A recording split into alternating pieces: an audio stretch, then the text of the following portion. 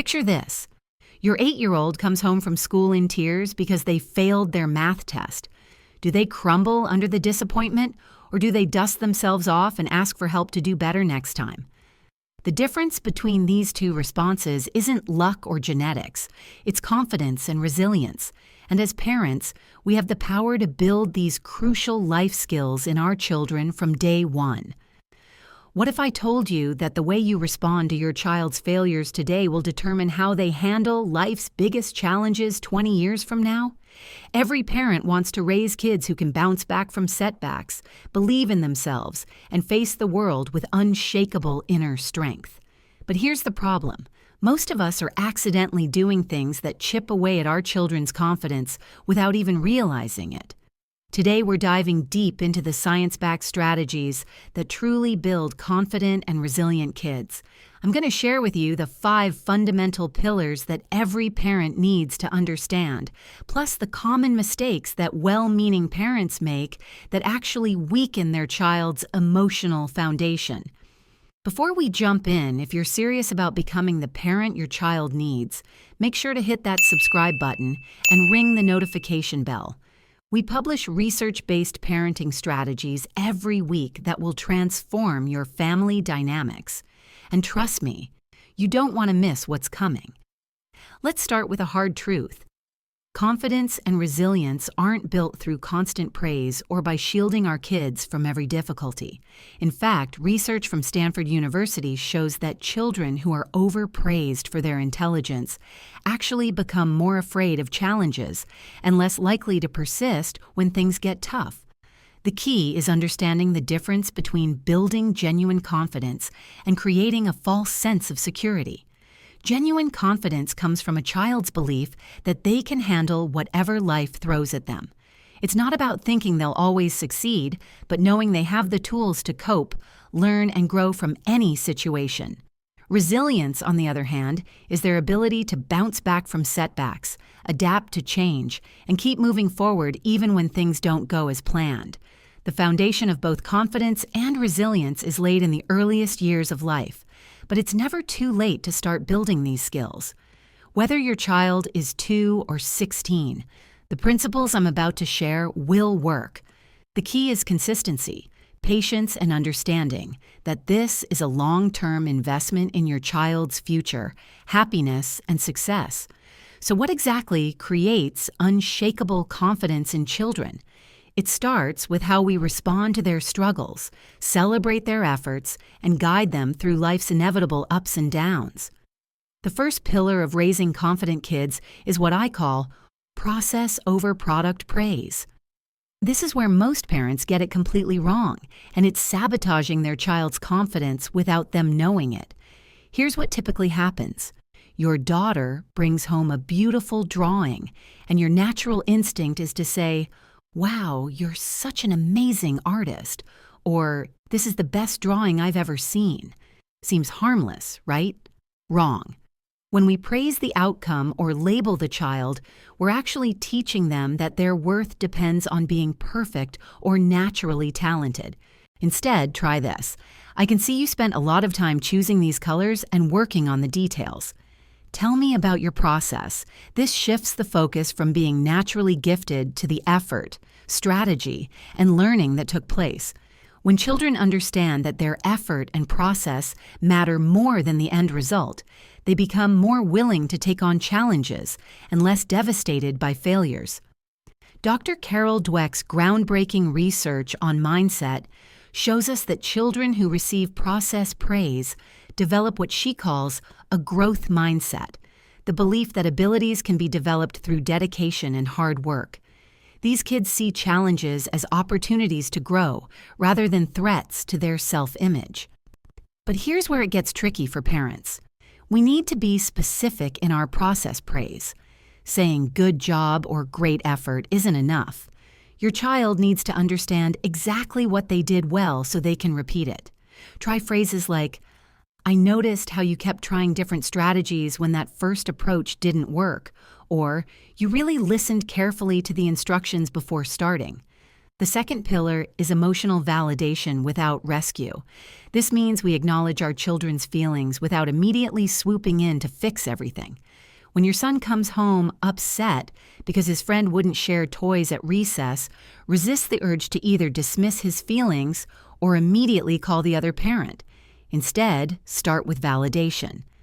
That sounds really disappointing. It's hard when friends don't want to share. Then guide them toward problem solving. What do you think you could try differently next time? This approach teaches children that their emotions are valid and manageable, and that they have the power to influence their situations. Many parents worry that validating negative emotions will make their child more upset, but research shows the opposite is true. Children whose emotions are consistently validated develop better emotional regulation skills and higher self-esteem.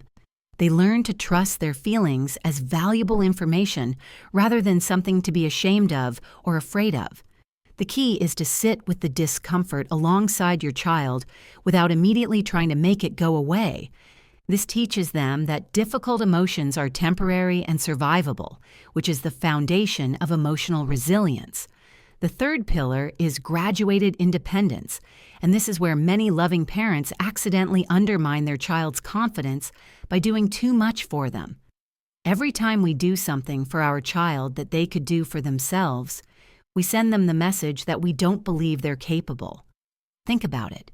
When you tie your 5-year-old's shoes because it's faster, you're robbing them of the chance to feel proud of their accomplishment. When you complete your teenager's college application because you're worried they'll make mistakes, you're teaching them they can't handle important tasks on their own. Graduated independence means gradually increasing your child's responsibilities and decision-making power as they grow. For toddlers, this might mean letting them choose between 2 outfits or help pack their own snacks. For school-age children, it could mean managing their homework schedule or resolving friendship conflicts without immediate parent intervention. For teenagers, it involves letting them face the natural consequences of their choices while still being available for guidance. The magic happens in what researchers call the zone of proximal development, that sweet spot where a task is challenging enough to promote growth, but not so difficult that it leads to failure and frustration. Your job as a parent is to identify this zone for each child and each situation, then step back and let them stretch their capabilities. But here's the crucial part. You need to resist the urge to jump in at the first sign of struggle. When your child is wrestling with a math problem, count to 10 before offering help. Often they'll figure it out on their own, and that moment of, "I did it," is worth more than all the external praise in the world. The fourth pillar is failure as feedback. In our success-obsessed culture, we've forgotten that failure is actually one of the most powerful teachers available to our children. When we treat every setback as a catastrophe or rush to prevent our kids from experiencing disappointment, we rob them of the chance to build genuine resilience. Confident kids aren't those who never fail. They're the ones who have learned that failure is information, not identity. They understand that mistakes are data points that help them improve, not evidence that they're not good enough. This starts with how we model our own relationship with failure.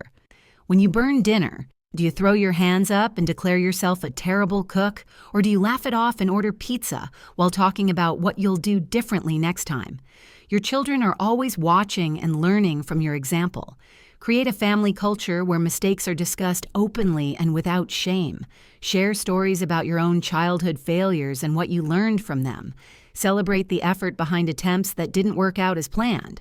When your child comes home with a poor test grade, your first response shouldn't be disappointment, but curiosity. What do you think happened here? What can we learn from this? The fifth and final pillar is connection over correction. This is perhaps the most important principle of all, because children who feel securely connected to their parents are naturally more confident in exploring the world and more resilient when facing challenges. Connection over correction means that your relationship with your child takes priority over being right, enforcing rules, or teaching lessons in the heat of the moment. When your child makes a mistake or misbehaves, your first instinct should be to connect before you correct. This doesn't mean being permissive. It means understanding that children learn better and cooperate more when they feel emotionally safe and understood. Here's what this looks like in practice. Your 10-year-old comes home 2 hours late without calling. Instead of immediately launching into a lecture about responsibility and consequences, you start with connection. I was really worried about you. I'm so glad you're safe. What happened? This approach opens the door for honest communication and problem-solving together, rather than creating a power struggle that damages your relationship. Research from the University of Rochester shows that children with strong emotional connections to their parents score higher on measures of self-esteem, emotional regulation, and academic achievement. They're also less likely to engage in risky behaviors during adolescence because they value the relationship too much to jeopardize it. But connection isn't just about the big moments. It's built through thousands of small interactions throughout your child's life. It's putting down your phone when they want to tell you about their day. It's really listening to their fears without immediately trying to fix them. It's showing genuine interest in their world, even when their obsession with Pokemon or TikTok dances doesn't make sense to you. Now let's talk about the 3 biggest mistakes that well-meaning parents make that actually undermine their child's confidence and resilience. The first mistake is what I call helicopter hovering. These are the parents who swoop in to solve every problem, smooth every path, and prevent every disappointment. They think they're being loving, but they're actually sending their child the message that they don't believe they can handle life's challenges. The second mistake is comparison parenting. This happens when we constantly measure our children against their siblings, classmates, or neighborhood kids. Comments like, "Why can't you be more like your sister?" or "Look how nicely Tommy behaves," destroy a child's sense of individual worth and create siblings' rivalry and self-doubt. The third mistake is perfectionism pressure. These parents have incredibly high standards and struggle to accept anything less than excellence from their children. While high expectations can be motivating, perfectionism creates anxiety, fear of failure, and often leads to children giving up rather than risking imperfection. All of these mistakes come from a place of love, but they create children who are anxious, dependent, and afraid to take risks. The antidote is implementing the 5 pillars we've discussed consistently over time. Now let's get practical with age-specific strategies that you can implement starting today. For toddlers and preschoolers, ages 2 to 5, focus on building their sense of capability through simple choices and age-appropriate challenges. Let them pick their own clothes, even if they choose polka dots with stripes. Allow them to help with cooking, even if it makes more mess. When they're frustrated, teach them feeling words. "You seem angry that the tower fell down." That's disappointing. Create what child psychologists call mastery experiences. Opportunities for your young child to succeed through their own effort. This might be learning to zip their jacket, pouring their own cereal, or completing a puzzle that's just slightly challenging. Each small victory builds their internal narrative that they are capable and competent. For school-age children, ages 6 to 12, this is the golden window for building resilience through controlled challenges. Encourage them to try new activities where they might not immediately excel. Sign them up for that art class or sports team, not because they're naturally gifted, but because they're interested. When they face peer conflicts, guide them through problem solving rather than intervening directly. This is also the age to start teaching them about the growth mindset explicitly. Read books together about famous people who failed before they succeeded. Share stories about how the brain literally grows when we learn new things. Help them understand that "I can't do this yet" is very different from "I can't do this." For teenagers, ages 13 to 18, your role shifts from protector to consultant. They need to make increasingly important decisions and face real consequences. This means letting your 16-year-old experience the natural result of not studying for a test, or allowing your 14-year-old to navigate the social drama of middle school without your immediate intervention. The teenage brain is still developing, particularly the parts responsible for decision-making and impulse control, so they still need your guidance. But they need it in the form of questions rather than commands. What do you think might happen if you choose that? Or, how did that work out for you last time?